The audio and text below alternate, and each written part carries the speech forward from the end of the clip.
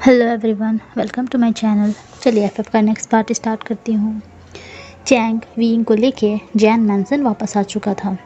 वो उसे लेके घर के अंदर आ रहा था। उसके हाथों को उसने पकड़ा हुआ था और उसे खींचते हुए लेके आया जा रहा था।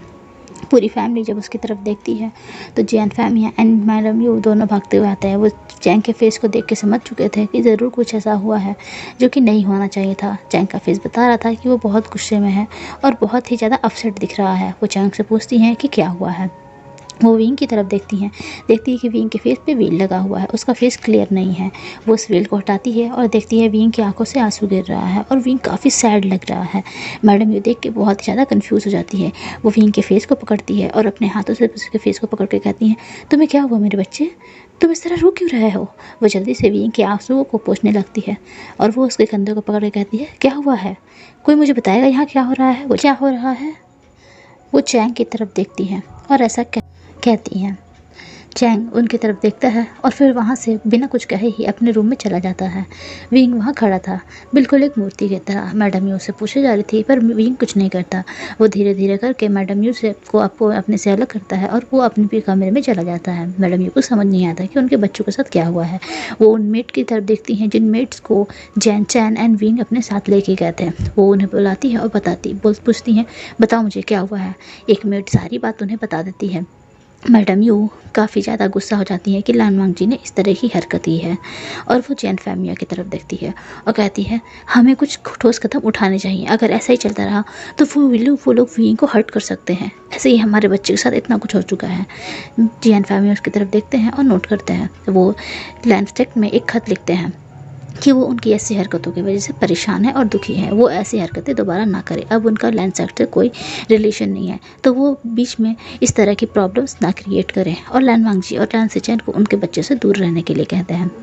यहाँ लैंड सेक्ट में वो खत डिलीवर कर दिया जाता है। जब वहाँ के लोग लैंचिरन ये पढ़ते हैं तो उन्हें गुस्सा आता है कि उस विविशियन से उनके बच्चों को बात करने की ज़रूरत ही क्या है थी।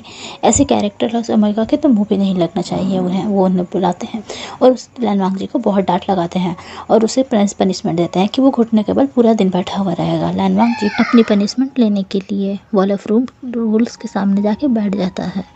यहाँ पर लैंचिरैन वांग जी को काफ़ी दूर से देख रहे थे वांग जी कैसे अपनी पनिशमेंट ले रहा है।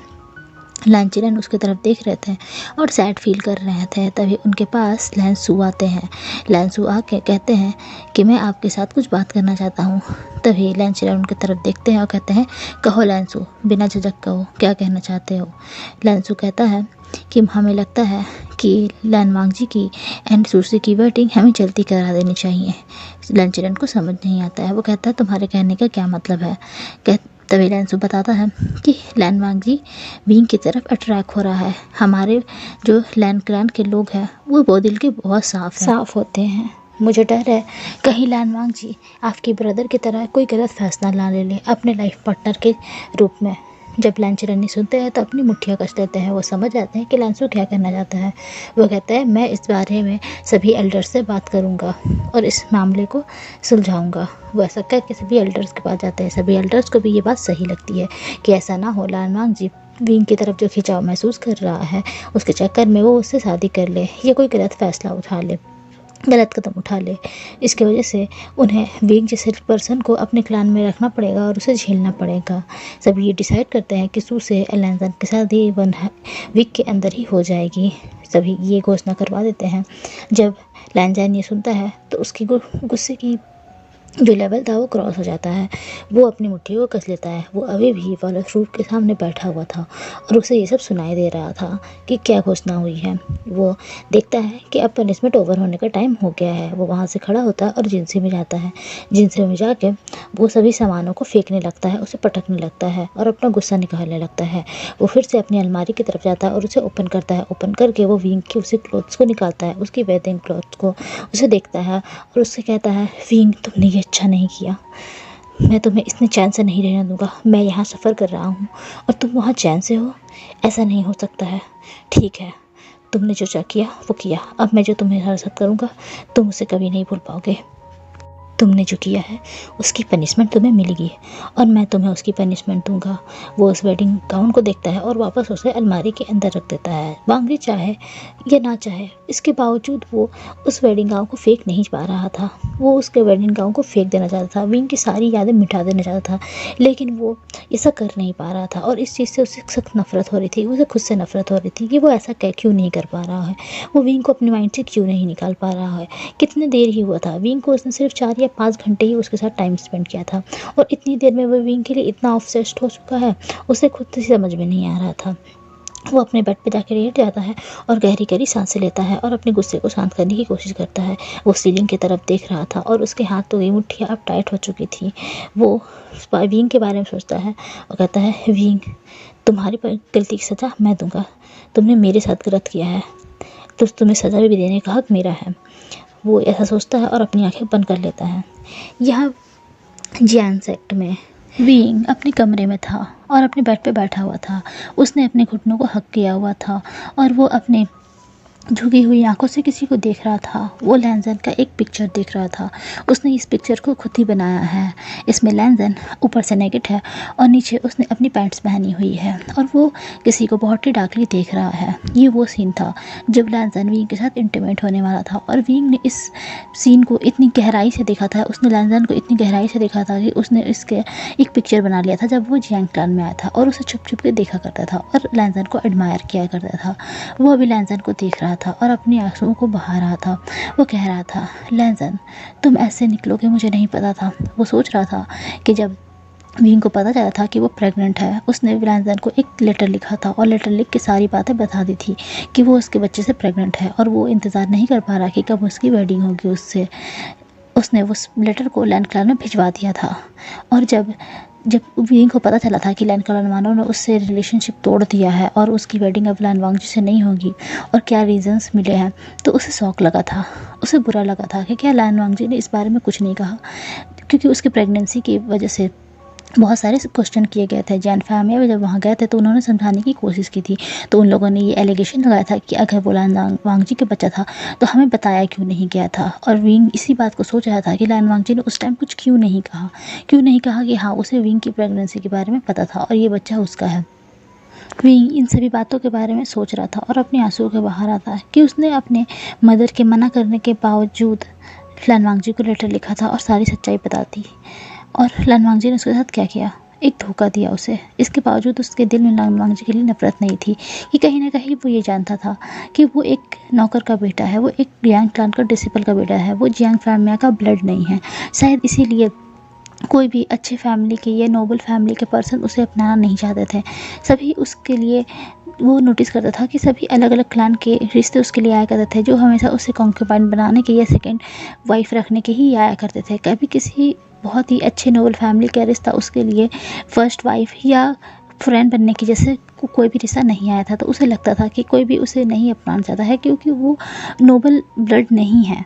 लेकिन जब लैन सेचैन से उसका रिश्ता किया था तो वो बहुत हैप्पी था कि शायद लैन सेचैन के वैसा माइंड नहीं है उनका कि वो ब्लड के बारे में सोचे। लेकिन उसे लैन वांग जी के बारे में कुछ नहीं पता था और अब उसे ये लगता था कि लैन वांग जी ने इसलिए कुछ नहीं कहा होगा कि वो भी विंग को अपनी लाइफ में नहीं चाहता था।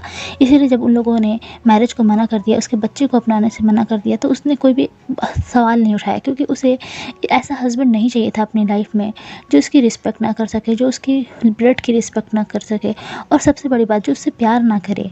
विंग उससे प्यार करता है, विंग को लैन वांग जी पसंद है, लेकिन इसका मतलब ये तो नहीं है कि लैन वांग जी को भी विंग पसंद होगा सच्चाई जानने के बाद कि वो जियान चैन नहीं विवशियान है।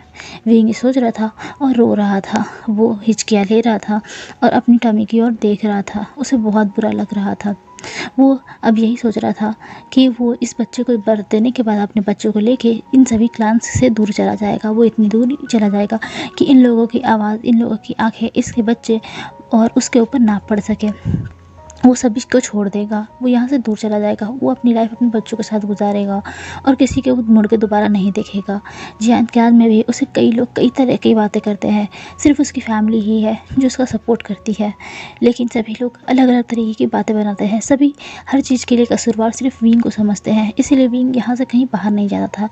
अब उसे लगता है कि अगर उसका बच्चा भी इस दुनिया में आ जाएगा तो लोग उसके बारे में भी गलत गलत बातें करेंगे।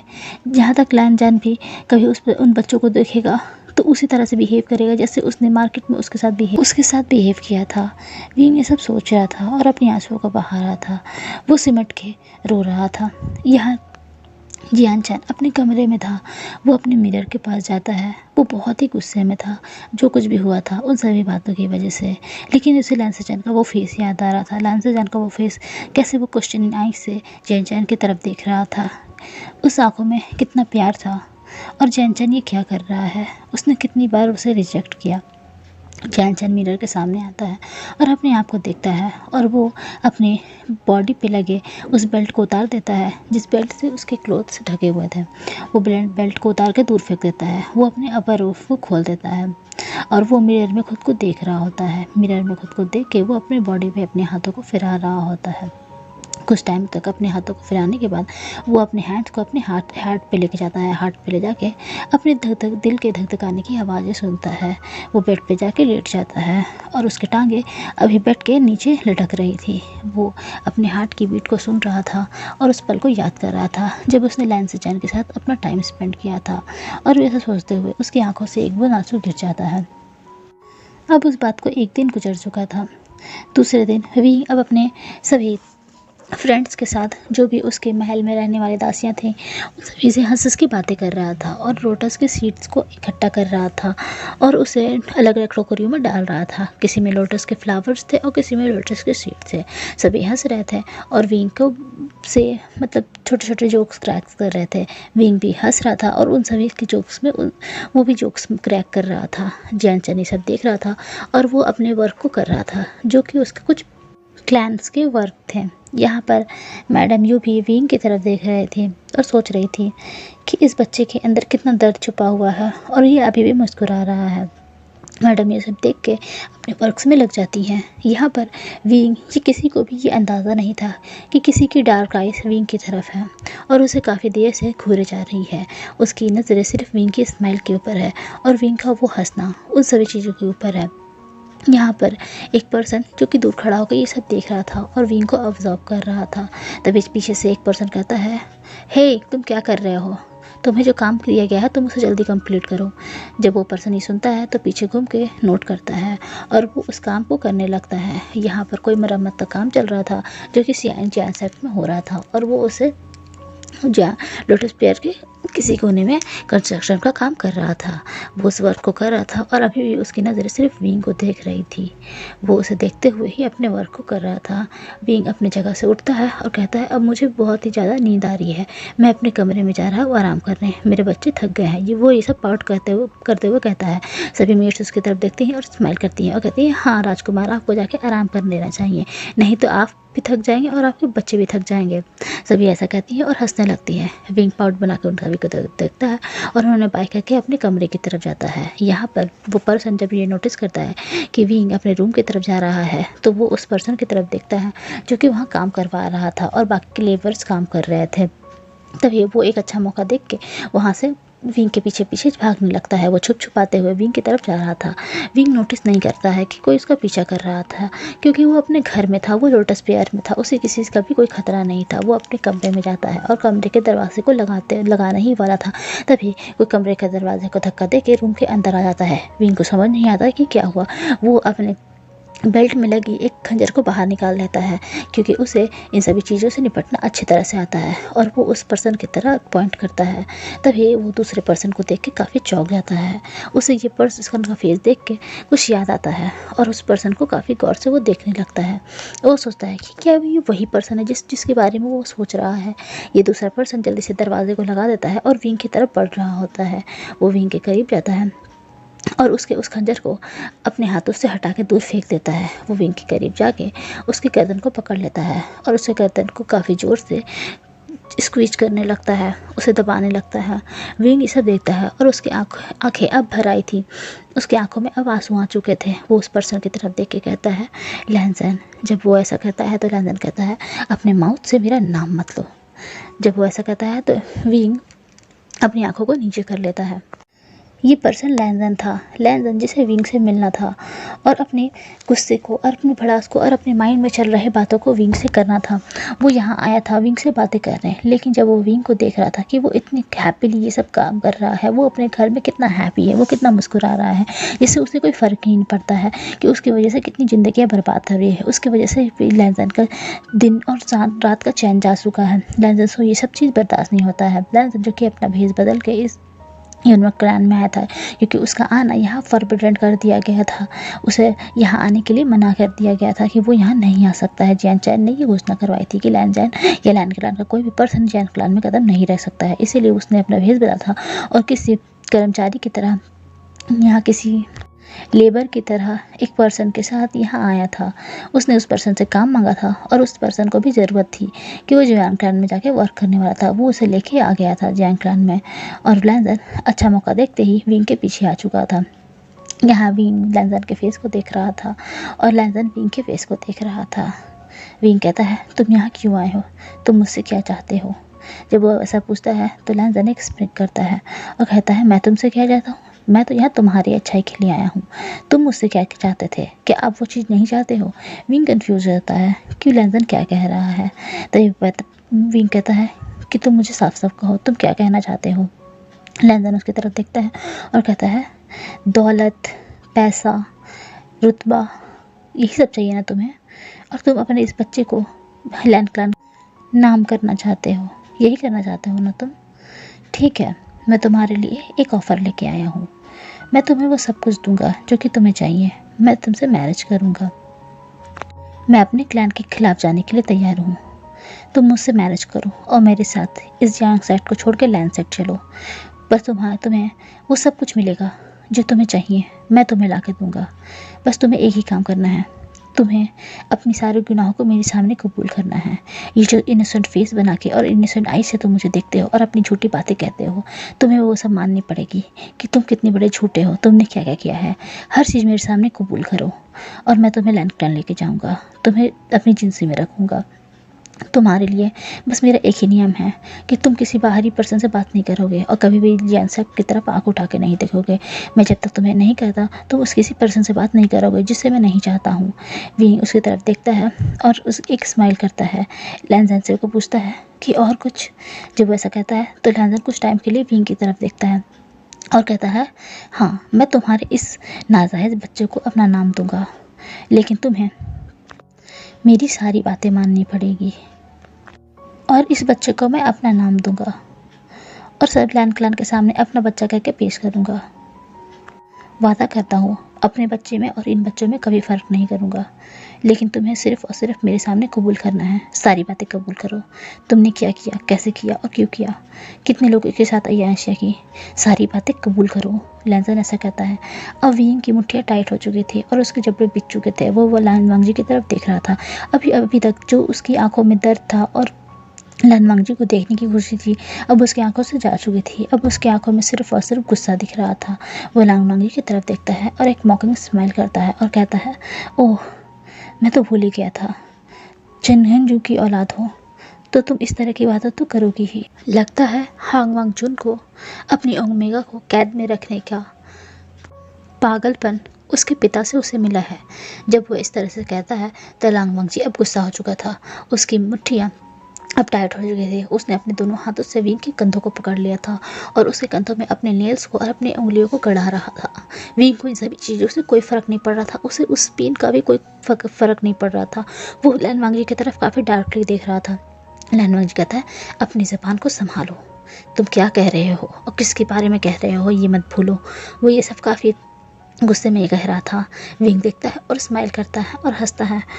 वो बोलता है कि ठीक है, चलो तुम्हारे ही बारे में बात करते हैं और काम के बारे में बात करते हैं। तुम यहाँ मुझसे काम के बारे में बात करने आए हो तो मैं कहता हूँ मुझे नहीं, तुम्हें मानना है।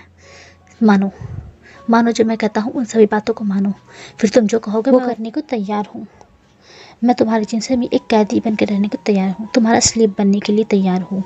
वो सभी कामों को करूँगा जो तुम कहोगे, मानो मेरी बातों को। लैंजन उसकी तरफ देखता है और क्वेश्चनिंग आई से पूछता है कि विंग किस चीज़ के मानने के बारे में बात कर रहा है।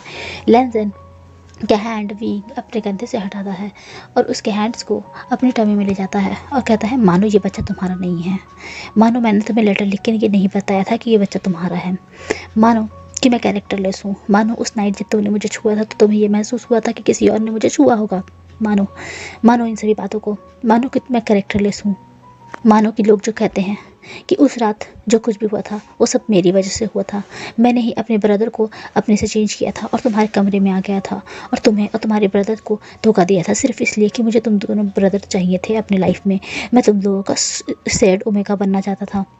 मानो इस बात को, मानो इस बात को कि उस रात मैंने तुम्हें सेड्यूस किया था, मानो मानो और वो अपनी टमी पे भी वांगजी के हैंड को और ज़्यादा पुश करते हुए कहता है, मानो ये बच्चा नाजायज़ है, मानो ये बच्चा तुम्हारा नहीं है, मानो कहो मुझे, कहो ना एक बार लैंजन, हांग वांगजुन, यही कहते हैं ना कल्ट्रसी वर्ड पे तुम्हें, यहाँ के सबसे बड़े कल्टीवेटर हो तुम, मान लो, बस इतना मान लो, मेरे दिल को तसल्ली देने के लिए मान लो, मैं तुम्हारी हर बात मानूंगा, ये सभी बातें कबूल करो।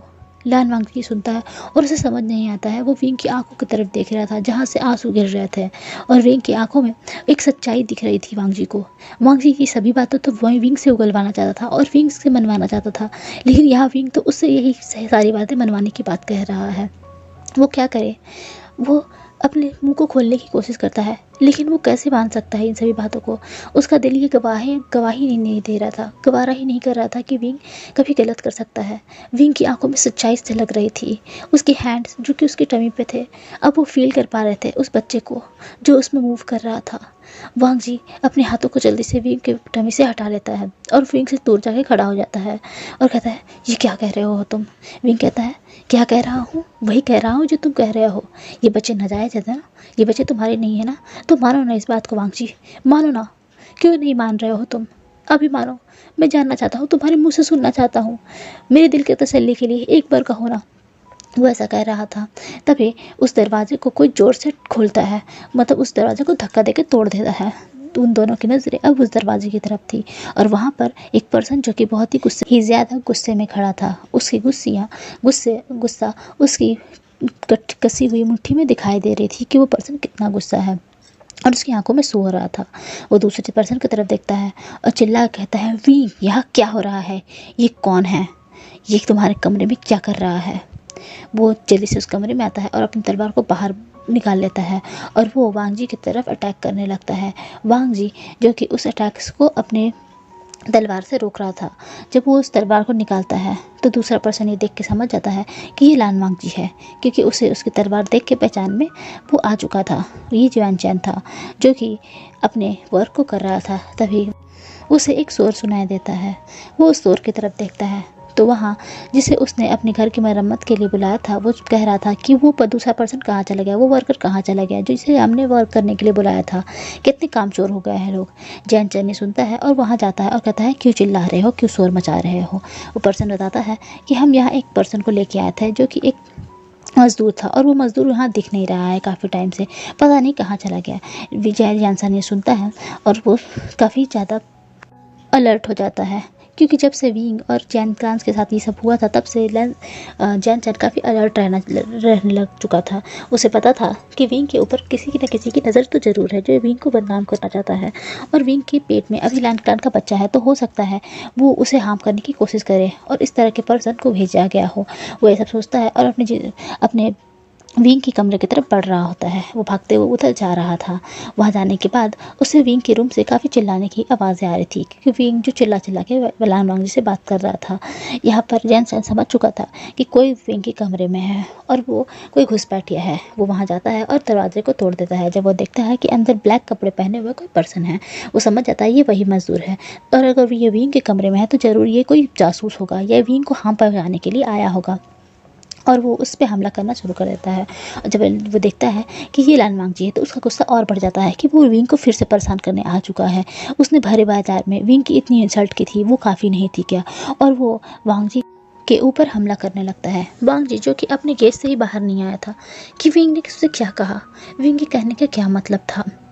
और वो अपनी तलवार से सिर्फ और सिर्फ जियान चैन के वार को रोक रहा था, वो उसके ऊपर हमला नहीं कर रहा था। जियान चैन जो कि बहुत ही ज़्यादा ब्रूटली वांग जी पे वार किया जा रहा था। वांग जी कुछ रीजंस की वजह से जियान चैन पे हमला नहीं कर रहा था। पहले तो वो जियान चैन के लिए खुद को कसूरवार समझता है कि उसने वेडिंग नाइट पे जो कुछ भी किया था। दूसरा, उसे पता है कि जियान चैन उसके ब्रदर का लव है, यानी कि वो कहीं ना कहीं उसके ब्रदर से जुड़ा हुआ है, और अगर वो उसके ब्रदर का लव है तो वो उसका एक ब्रदर इन लॉ हो गया, तो वो उसके ऊपर हाथ नहीं उठा सकता है। और जो तीसरी बात, वो किसी भी ओमेगा पे अपनी तलवार से वार नहीं करता है। कोई चाहे कोई कितना भी बड़ा जुर्म करने वाला पर्सन क्यों ना हो, लेकिन उसने कभी भी ओमेगा के ऊपर हाथ नहीं उठाया था। एंड सबसे बड़ी बात, जियान चैन विंग का ब्रदर था, इसीलिए वो उसके ऊपर हाथ नहीं उठा रहा था। और जियान चैन जो कि उसे मारे जा रहा था अपनी तलवार से, तभी विंग उन दोनों के पीछे जाता है। जियान चैन अपनी तलवार को रोक लेता है, कहता है विंग यहाँ से दूर जाओ, इन सभी मामलों में तुम मत पड़ो, जाओ कमरे में जाओ। विंग कहता है जियान चैन शांत हो जाओ, बातों को समझने की कोशिश करो। वो ऐसा कहता है और जियान चैन नहीं समझता है। वो नोटिस कर रहा था विंग कि लैनसन जियान चैन पे हमला नहीं कर रहा है। अगर ऐसे ही चलता रहा तो जियान चैन लानवांग जी को हार्म कर सकता है, जैसे कि उसने मार्केट में किया था। विंग काफ़ी घबरा जाता है और जियान चैन की तरफ बढ़ने लगता है। जियान चैन जब देखता है कि विंग उसकी तरफ बढ़ रहा है तो अपने तलवार को थोड़ा नीचे कर लेता है, क्योंकि वो किसी भी तरह से विंग को हार्म नहीं कर सकता था। विंग प्रेग्नेंट था और अगर कुछ भी होता है तो उससे उसके बेबी को नुकसान हो सकता है। वो कहता है कि विंग हटो, मेरे सामने से हटो। तभी विंग जियान चैन को जाकर पकड़ लेता है, उसके दोनों हाथों को अपने हाथों से हक कर लेता है, उसे साइडली हक करता है और उसे रोकने की कोशिश करता है। जियान चैन को उसे कहता है विंग मुझे छोड़ो। तभी विंग चिल्ला करता है वांग जी, लैनसन भागो यहाँ से। वो ऐसा जोर से कहता है, लैनसन सुनता है, उसे समझ नहीं आता है और वो विंग की तरफ देखता है। विंग फिर से कहता है लैनसन यहाँ से भागो, जाओ यहाँ से। जब वो ऐसा कहता है तो लैनसन सुनता है और बातों को समझता है। वो अपनी तलवार पे फ्लाई करता है और वो क्लैन से बाहर चला जाता है लैंड क्लैन की तरफ। और यहाँ पर जियान चैन जो कि बहुत ज़्यादा गुस्सा हो रहा था, विंग से खुद को छुड़ाने की कोशिश कर रहा था। अब विंग रोने लगा था। वो कहता है जियान चैन प्लीज़ शांत हो जाओ ना, प्लीज़ अब बस भी करो, प्लीज़ शांत हो जाओ। जियान चैन नहीं सुनता और उसकी आंखों से भी आंसू गिरने लगते हैं। वो थोड़ा सा अपने आप को काउंट डाउन करता है। वहाँ पर जैन फैमिली और मैडम भी वहाँ चुके थे। वो जियान चैन के पास जाते हैं और कहते हैं यहाँ क्या हो रहा है, तुम लोगों ने इतनी शोर शराबा क्यों कर रखा है, जियान चैन क्या कर रहे हो तुम। वो जियान चैन की तरफ देखती है और विंग की तरफ देखती है। वो उन दोनों को एक दूसरे से अलग करती है और उन दोनों से पूछती है यहाँ क्या हो रहा है। विंग अपने हेड को डाउन कर लेता है और जियान चैन अपनी तलवार को पटकते हुए वहाँ से चला जाता है अपने कमरे की ओर। यहाँ लैंडसेट में लैनसन अपने कमरे में था, वो जिनसी में था और अपने कमरे में आके गहरी गहरी सांसें ले रहा था कि वो जैनसेट में क्या हुआ था। वो ये सब सोच रहा था और उसे समझ नहीं आ रहा था। वो उसे विंग की बातें याद आ रही थी। विंग की बातें अभी भी उसे परेशान कर रही थी, उसके माइंड में चल रही थी कि विंग ने इतना सिंपल सा बात कहा था, उसने वही सब कहा जो कि लैनसन कहने वाला था, लैनसन उसे कबूल करवाने वाला था। तो आखिर क्यों क्यों विंग की आंखों में देख के उसे सच्चाई महसूस होती है? क्या वो कुछ गलत कर रहा है? क्या वो किसी चीज़ को भूल रहा है? वो सब सोच रहा था और मेडिटेशन के लिए बैठ जाता है, क्योंकि उसे समझ नहीं आ रहा था। उसके दिल कुछ और कह रहा था, उसका दिमाग कुछ और कह रहा था और वो परेशान हो रहा था। वो मेडिटेशन में बैठा हुआ था और सभी बातों के बारे में बहुत ध्यान से सोच रहा था कि उसे क्या करना चाहिए। वो विंग के बारे में सोच रहा था कि विंग सच्चा लगता है उसे, तो क्या वो लोग झूठे थे? क्या वो सारे सबूत झूठे थे? वो ये सब सोच रहा था और मेडिटेट कर रहा था। तभी उसे एक ड्रीम आता है। उसके ड्रीम में वो देखता है कि वो अपने होमवर्क को बना रहा था जो भी उसे लैंडक्लान से मिले थे, और वो अपनी मदर के साथ जिनसी में था। उसकी मदर वहाँ आती है और लैनसन को देखती है, उसके सर पे पैट करती है और कहती है मेरा बच्चा क्या कर रहा है। लैनसन अपनी मदर की तरफ देखता है और कहता है कि मैं यहाँ रूल पढ़ रहा हूँ। जब वो सुनती है तो वो पूछती है कि तुम क्या पढ़ रहे हो। लैनसन बताता है कि मदर, इसमें लिखा हुआ है कि हमें अपनी बुद्धि से काम करना चाहिए, सारे मसलों के हल बुद्धि को लगाने से मिल जाते हैं। हमें ध्यान से सारी बातों को सोचना चाहिए और फैसला लेना चाहिए। सारे फैसले दिमाग से करने चाहिए ताकि हमें कभी भी किसी भी तरह से धोखा ना मिले, कभी भी किसी तरह की प्रॉब्लम में हम ना पड़े, और बुद्धि से लिए गए सारे फैसले सही होते हैं। वांग जी की मदर उसकी तरफ देखती है और स्माइल करती है। वो कहती है हाँ तुम्हारी बात बिल्कुल सही है, हमें बुद्धि का प्रयोग करना चाहिए, लेकिन तुम्हारी बात एक तरह से गलत है। जब वांग जी सुनता है तो अपनी आंखों बड़े बड़े करके अपनी मदर की तरफ देखता है। उसकी मदर उसे देखती है और स्माइल करती है और कहती है जब रिश्तों की बात आए तो बच्चा हमेशा अपने दिल से सोचना, कभी भी उसमें अपने दिमाग को लगाने की कोशिश मत करना। दिल से लिए गए फैसले अपने रिश्तों में बिल्कुल सही होते हैं, क्योंकि रिश्तों में हमेशा दिल से ही फैसले लेने चाहिए और वो फैसले ज़रूर कामयाब होते हैं। वो अपने लैंजन की तरफ से देख के ये कहते हैं। लैंजन इस बातों को सुनता है और नोट करता है। वो अपनी मदर के ये बहुत रिस्पेक्ट करता था और अपनी मदर से बहुत प्यार करता था, और उसने अपनी मदर के बारे में सोच के वो अपनी आंखों को खोल देता है। वो उस ड्रीम से बाहर आ चुका था। लैंजन सोचता है कि हाँ, आज शायद उसकी मदर की बातों को ही फॉलो करने का टाइम है। वो अपनी मदर की बातों को ही फॉलो करेगा, क्योंकि दिमाग से उसने बहुत सोचा है, लेकिन उसे अपनी परेशानियों का हल नहीं मिल रहा है। अब वो दिल पे भरोसा करेगा और उसका दिल कहता है कि बीइंग सच्चा है। वो अपने जिंदगी से बाहर निकलता है और कुछ गार्ड्स को बुलाता है। वो उन सभी अपने खास डिसिपल्स को बुलाता है जिस पे वो बहुत ट्रस्ट करता है, और उन्हें बुला के वो उनसे कुछ कहता है। एवरीवन, इस पार्ट को यहीं रखते हैं। अब मैं बता दूं कि मैं अपडेट क्यों नहीं कर पा रही थी। दरअसल हमारे किसी रिलेटिव की डेथ हो चुकी थी और हमें मतलब 2-3 दिनों से वहीं पर थी। उसके आने के बाद से मुझे रिकॉर्डिंग का सही टाइम मिल नहीं रहा था, इसीलिए मैं रिकॉर्डिंग कर नहीं पा रही थी। इसीलिए जो भी इस फैन फिक्शन के अपडेट्स नहीं आ रहे थे। लेट अपडेट के लिए सॉरी कहती हूँ मैं। एंड मैं बताना चाहती हूँ, आप लोगों से शेयर करना चाहती हूँ कि मेरी जो चैनल के व्यूज़ है वो 4000 से मतलब क्रॉस कर चुके हैं। मतलब लोगों को मेरे कंटेंट पसंद आ रहा है और वो लोग देख रहे हैं। लेकिन प्रॉब्लम ये है कि इसके बावजूद मैं अपने चैनल को मोनेटाइज नहीं कर पा रही हूँ, क्योंकि मेरे 1000 सब्सक्राइबर पूरे नहीं हुए हैं।